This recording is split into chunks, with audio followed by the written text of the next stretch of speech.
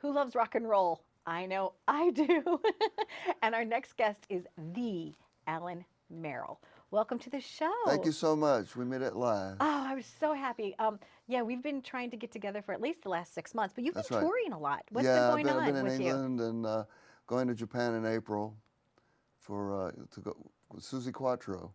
With Susie Quattro, we used to play together in the 1970s. We're on the same record label. 1974 and 75, we toured together extensively. People don't know who Susie Quattro is. She was Leather Tuscadero in Happy Days. Very Yeah. nice. And speaking of Happy Days, back in Happy Days, Yeah. Arrows, I love rock and roll. That's right. This is legendary. This is humongously important part of American music culture. In 1975, I recorded as the fourth Arrows single. I was the lead singer and the songwriter of the band. And the song got one TV play on a show called 45. That got the Arrows our own TV series the following year, weekly series. And it was produced by Muriel Young, who's a legend in British television. And we had such high ratings, we got a second series. So we had 1976 and 77. November of 1976, Joan Jett was in England with the Runaways, and she was rooming with Jackie Fox, the bass player. Jackie pulled her out of the bathroom and said, "You got to see this." And it was us doing I Love Rock and Roll. It's lucky that Jackie pulled her out of the bathroom. And Joan went out and got our record, and she covered it. And one time in 1979 wasn't a hit. Covered it again in 1981, #1 for 7 weeks. So. And you know, it's funny too because right now there's a song that's a remake of Heart and Soul. Ba, ba, ba, da, da, Oh da, yeah, da, yeah. da, That's one of the first songs I learned on piano. And we all learned that song, right? Yeah. And I think the success also of this tune is that it does strike your heart chords. Yeah. You know, so maybe you hear it and then it does it, and then all of a sudden, it does. I had a great producer give me parameters to write the song. Okay. It was Mickey Most, who produced the Animals and Herman's Hermits and the Yardbirds, the Jeff Beck Group, Donovan. And he said, you got to write a 3-chord song with a rousing chorus, a very strong riff, and a melodic verse. I said, easy for you to say, but I did it. And how was this written? Did you write it on a napkin? Like, tell me the actual process. The for chorus you. came first. Okay. And one day, and I wasn't sure what to do with it, but I had to run it by Mickey first, my producer, Mickey Most. He said, I like the chorus, keep on it. So now we need the melodic verse and the riff. So I went home and I wrote the 2 verses about a hit song called I Love Rock and Roll coming out of the jukebox, that 2 kids were meeting each other and going off singing the song, which I was so sure was going to be a hit for the Arrows that it was an arrogant thing, you know. So when the record company didn't promote it, I was very disappointed because our previous single was a hit and it wasn't as strong a song. So you never know with record companies. I know, it's really an interesting journey. And you've had longevity in this Yeah, career. yeah. I think, do you think it's because you're versatile? Because you do television, you do live Yeah, performances? I think, you know, it's lucky if you're a success on one continent, in one career, but I've been successful on 3 continents in many different incarnations, so yeah, I think it's more than luck. And Encyclopedia Brown, tell us about that experience. I was asked to write the theme song for the show by the producer Howard David Deutsch, and I brought him the song on a cassette. We had cassettes back then in 1989, and he said, I love it, would you like to act in the show? And I said, act? I've never really acted. I've done commercials, you know, in Japan. But he said, I think you could do it. And it was Andy Summers from The Police was up for the part, and the guy who sings for the Jefferson Starship, his name escapes me. I can't remember his name. But anyway, I got the role.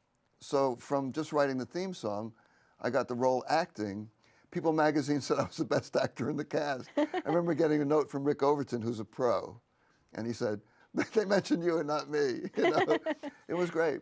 It was great fun. And well, let's take a clip of you performing, because there's so many different things of you on YouTube and other various social media. But let's take a look. There's a clip of Who Done It on YouTube. Let's take a look. Okay.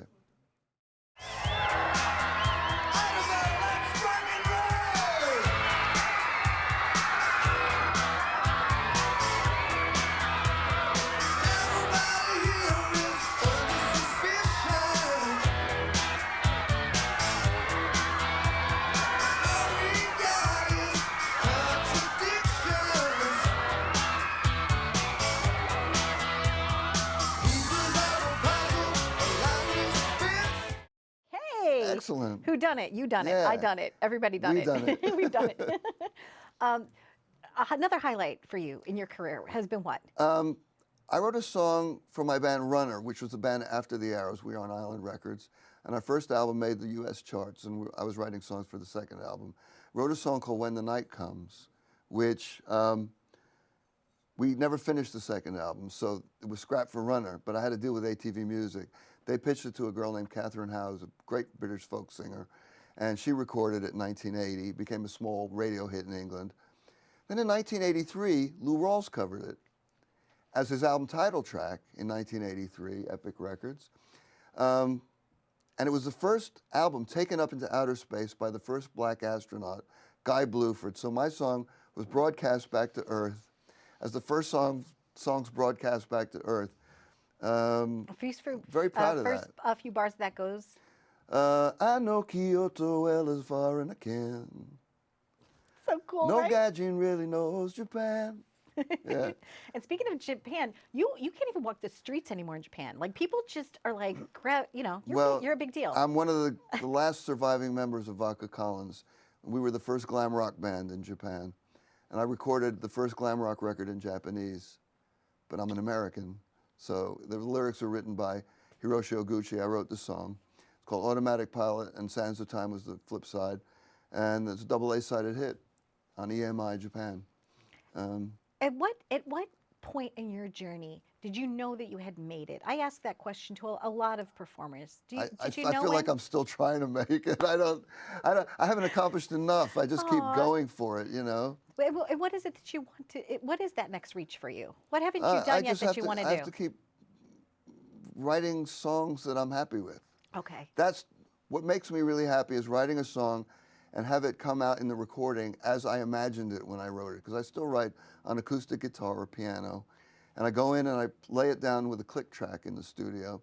Then I build on it. I play a lot of instruments myself. I don't play drums very well, so I bring in people like Steve Holley, who played with Wings, or you know, some other session guys, and they play great. And then I bring in some singers. If I need a girl voice, I'll bring in some people like, you know, Lisa Lowell from Springsteen's band is wonderful. And yeah, that's where you're hanging out with rock stars because you're a rock star. Yeah. That's how it works. I love doing that.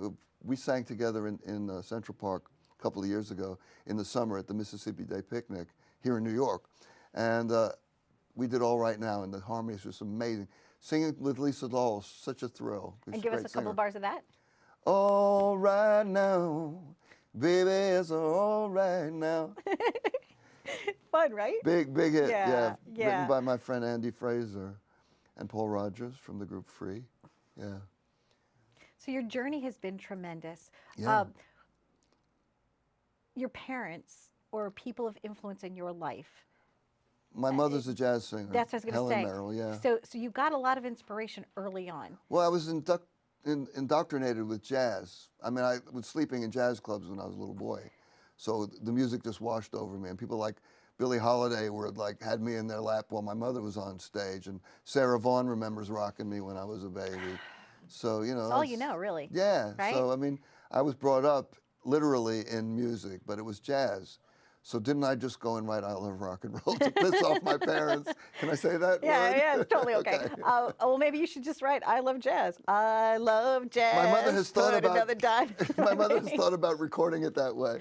I said, any way you want to do it, Ma. She's going to Japan in April. She's 87, doing 2 shows a night for 3 nights at the Blue Note Tokyo. Lovely. So it's amazing. And you're so still I can traveling. still go. I can still keep going, I guess. Yeah, well, absolutely. Yeah. And your home, do you decorate it with, like, you know, your hit records and stuff like that? In my man cave. Yes. Yeah. Oh, it's yeah, because you're married and you have kids now. Yeah. It's all in the man cave. My kids have all grown up. Right. My youngest daughter is a lawyer. She graduated Duke, and she's with a top law firm now. My son is an artist, and he designs websites. He did my website. My oldest daughter's a singer. She's a great singer. She's got her own band. They play the tri-state area, and she makes a lot of money doing that. So. In your man cave. Your yeah. favorite piece of memorabilia? What is something that you cherish? I mean, not to be materialistic, but is there one cool thing that you have that you say, you know what, when you look at it, it just touches your heart? Yeah. When I was 11, I won a Junior Olympics bronze medal for the slalom. And the only reason I did that skiing is because it was so snowy. All the other kids were like knocking over poles, and I took my time. Uh-huh. And slow and steady won the race. Well, sort of almost won the race, but I still have that bronze medal somewhere in storage. More So important to you than your music stuff. Well, kind of. It's up there. It was the first Yeah. real award I got. You know, I like Joan Jett's platinum. You know, I like Britney Spears platinum. Those are great. You know. I like that. Yeah. I've never skied, but now I think you've inspired me to at least try. I have a plaque that's three nights sold out at Wembley with Meatloaf. And that was great. And I got a Bat Out of Hell plaque for contributing to the continued sales of Bat Out of Hell. Only 200 given out to the many band members that have been with Meatloaf over the years. So Lovely. And what's next for you? What's next on the horizon? make more music, make more albums, and you know, just see how it goes. Great. I mean, I play life by ear, same Me as too. music. Right, right. Yeah. I know. I wake up every day. I just want to be happy. I surround myself with good people. and Every day's just- a gift. It is. Yeah. Absolutely. I'm the last one alive in my band, the Arrows. I just lost two of the guys from my Vodka Collins band in Japan, and I'm just blessed to be here. you Live know. long and prosper, as they Yeah, would say, thank as you. Spock would say, right? Live long and prosper.